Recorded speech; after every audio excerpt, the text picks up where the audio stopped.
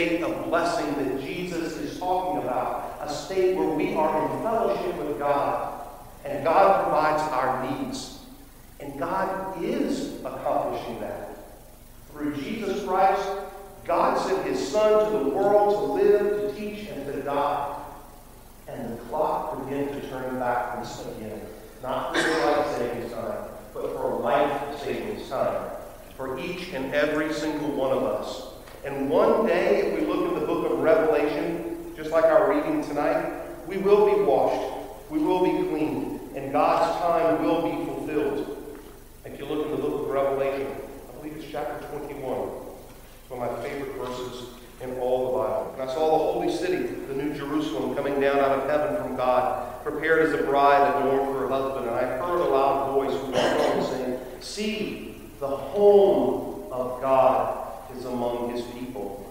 He will dwell with them, and they will be his peoples, and God himself will be with them. He will wipe every tear from their eyes, and death will be no more, and mourning and crying and pain will be no more, for the first things have passed away." God is making a way. In my home, we have a dry erase board, and sometimes we leave each other notes. And a few weeks ago, when we were having some challenging financial times, my wife, after some tears, wrote on there, "God will make a way." And it took her a week to notice that I strike through that. I like to remember everything is in the present for us, folks. God is making a way. God is making a way. God is continually turning back the clock.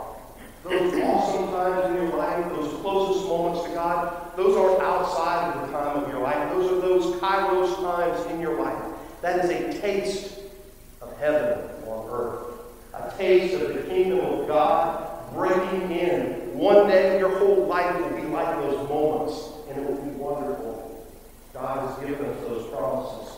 C.S. Lewis wrote in his book, The Problem of Pain, that each one of us is a key, perfectly made and designed by God, to insert into the locks and unlock the door in that place, that mansion with many rooms. You are God's people now. God is turning back the clock through you. May we all, as God's people, continually turn back the clocks by the way we live our lives, by the way we seek justice and stand up for the oppressed, by the way we don't settle for this is the way it's going to be.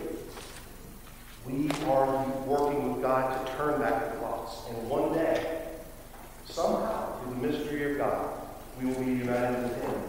And we will say, "Wow, my,